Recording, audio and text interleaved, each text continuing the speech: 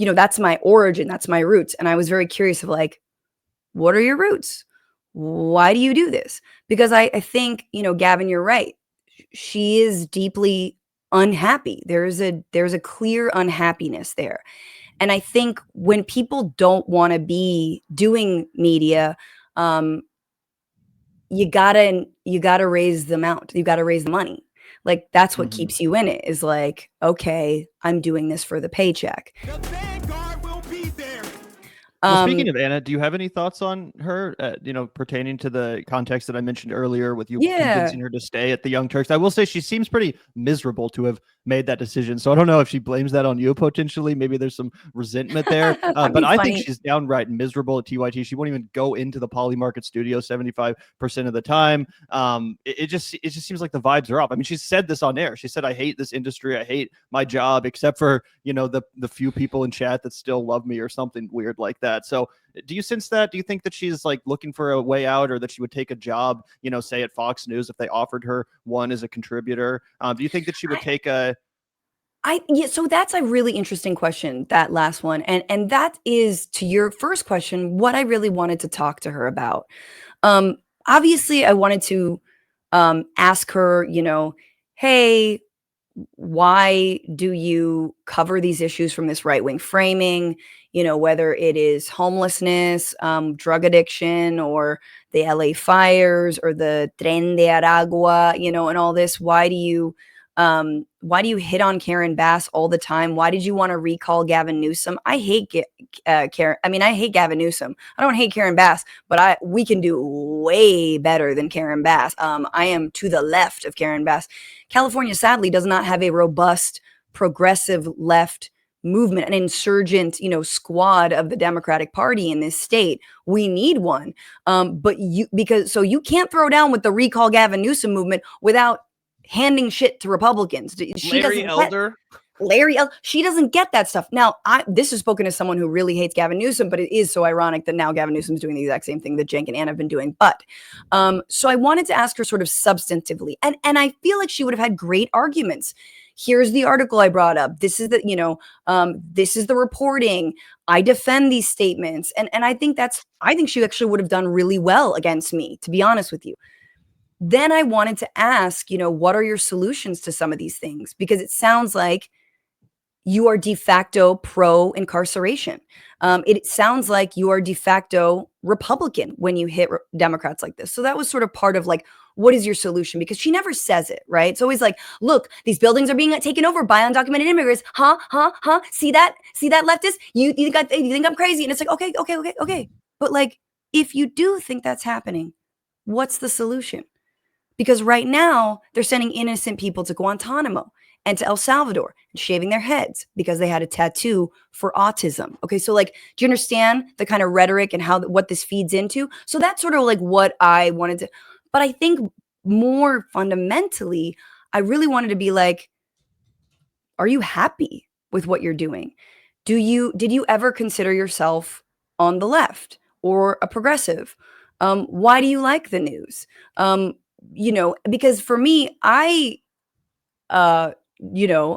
dating myself, obviously, but I got involved in this work around the 2000s, fighting for global justice we don't even talk about it anymore because we live in a neoliberal globalized capital world. But at the time, in the late 90s, we were all like, hey, don't ship jobs abroad and destroy the environment. So I got involved in the tail end of that. 9/11 happened. I'm in New York. I became an anti-war organizer, and so the rest is history on that.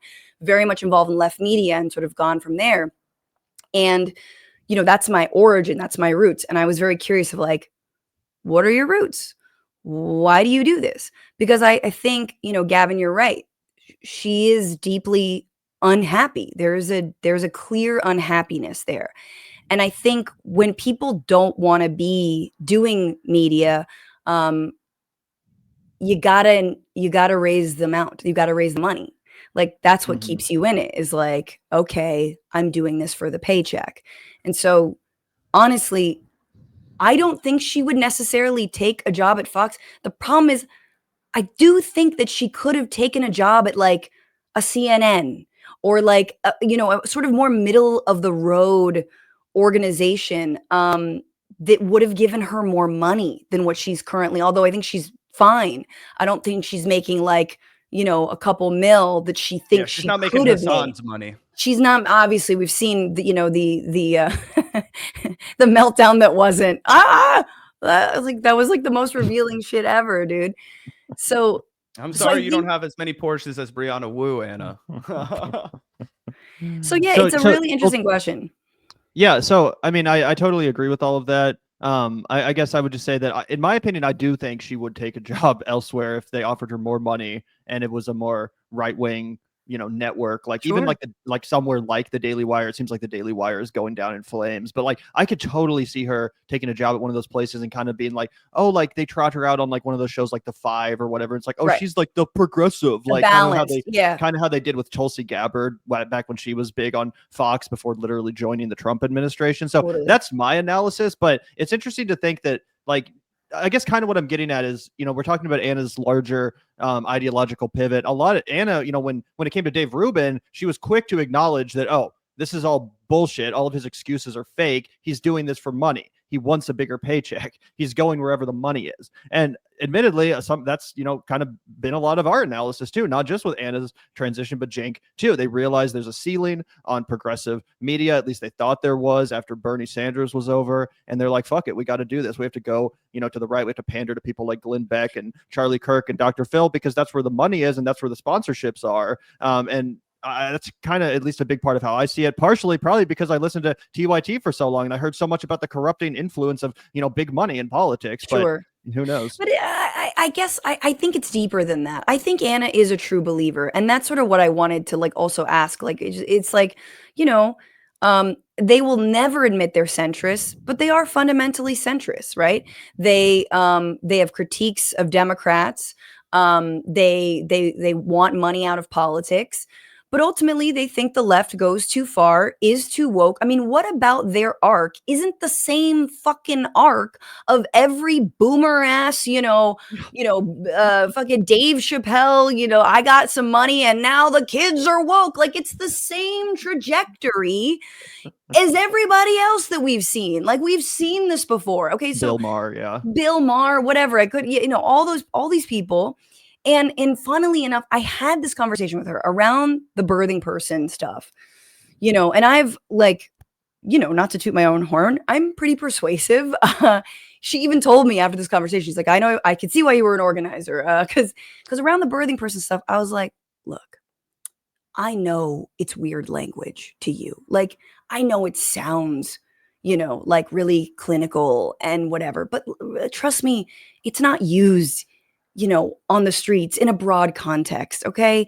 And even people, right. It's like, this is not actually as pervasive as you think it is.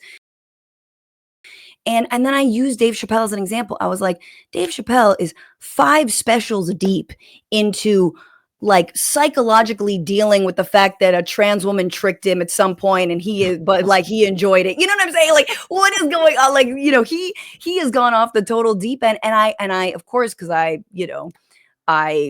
try to butter people up. I was like, look, Dave's the GOAT and he's burned his legacy.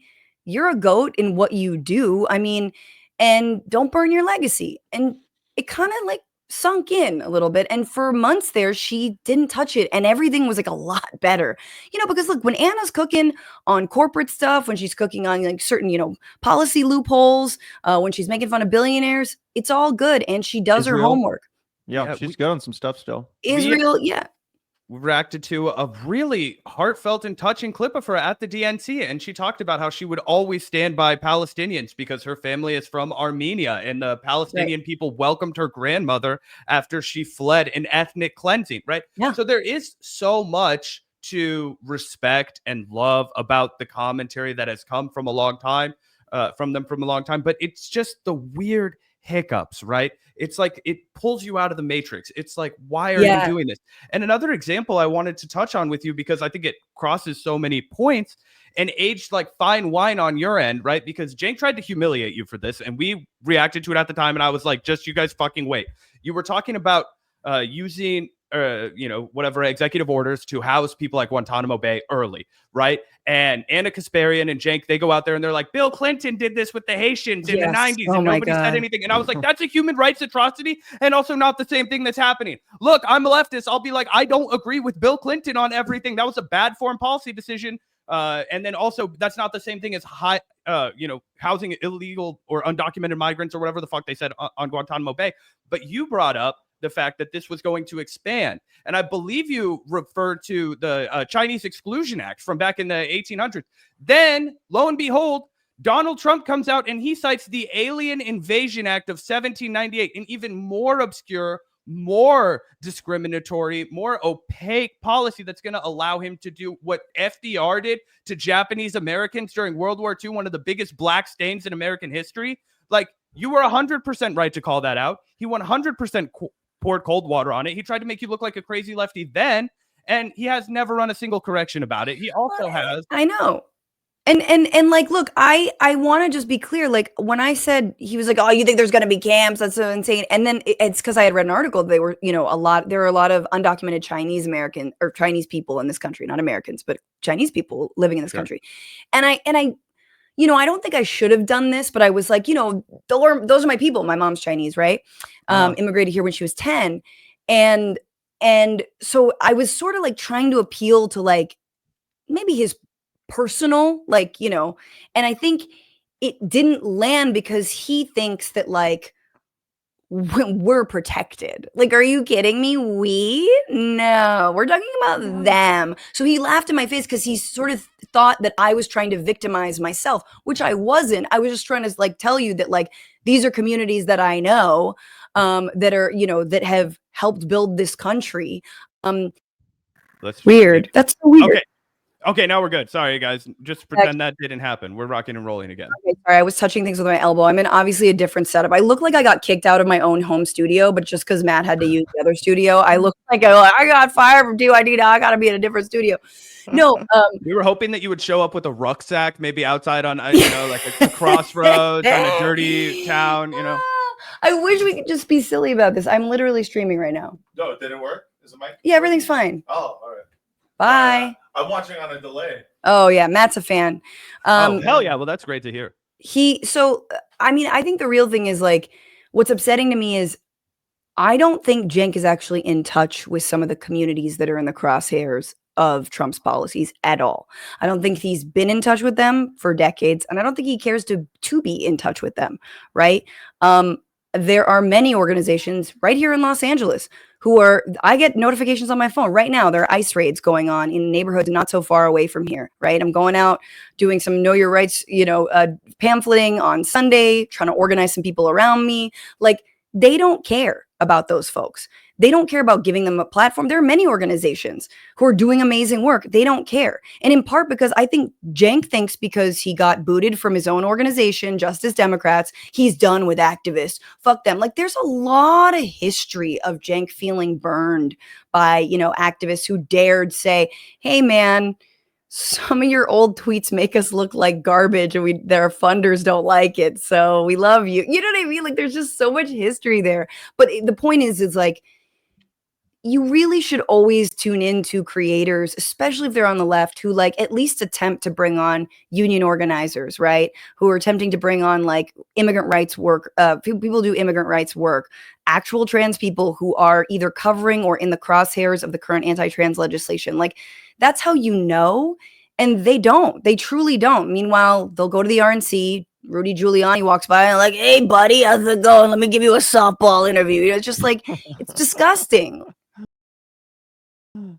Yeah. Well, I guess my final question for you, Francesca, I don't know if Zach has any left, but the one thing I did want to ask you about is just like, we talk about how TYT is crashing and burning and how they're probably not making enough money to really stay viable as a business.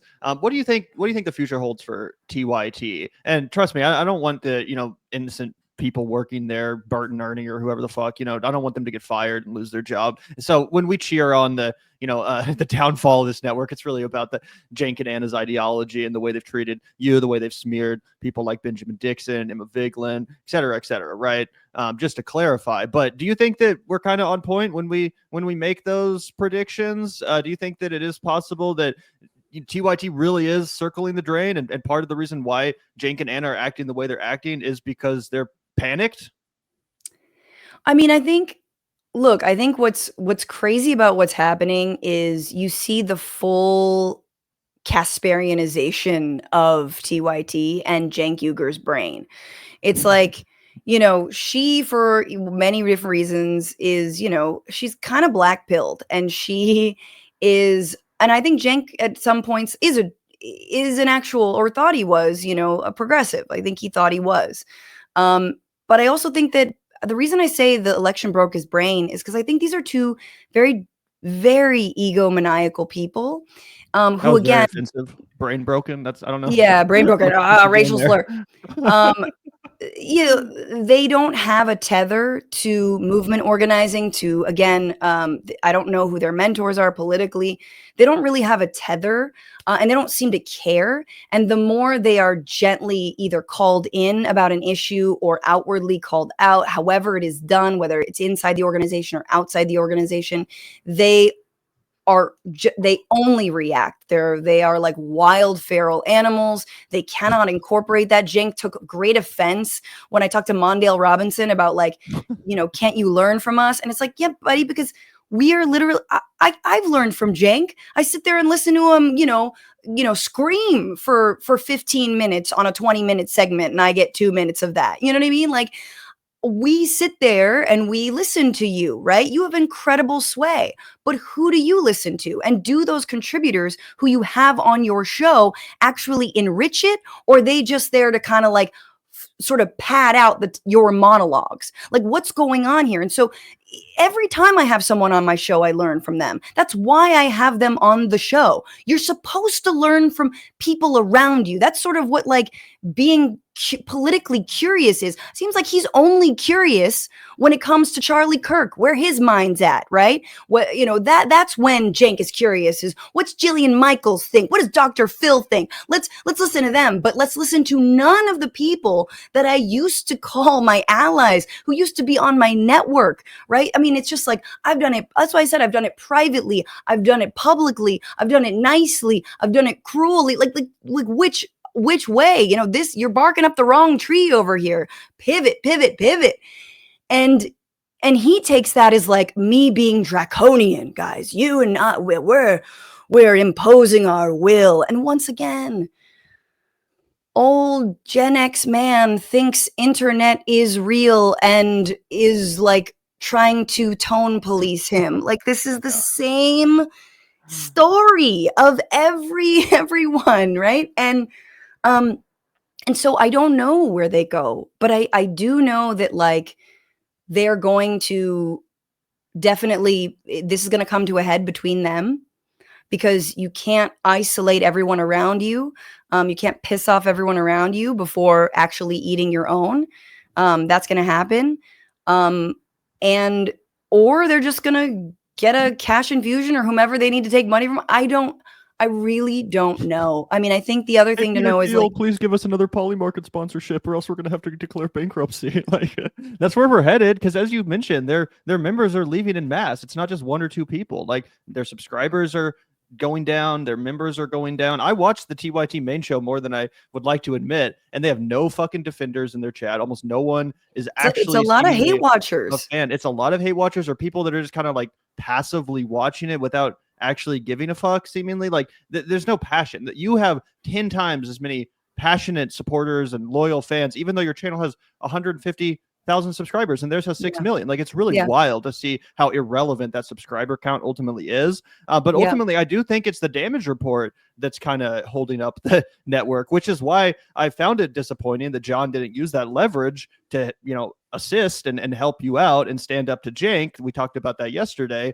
But I really do think at this point, it's not even necessarily Cenk and Anna. It's John. I had a role in the damage report, and that, which has a bigger and more passionate membership from what I can tell, that's what's kind of keeping it alive, if anything, is in addition to these corporate sponsorships and stuff, but it's definitely not in a healthy place.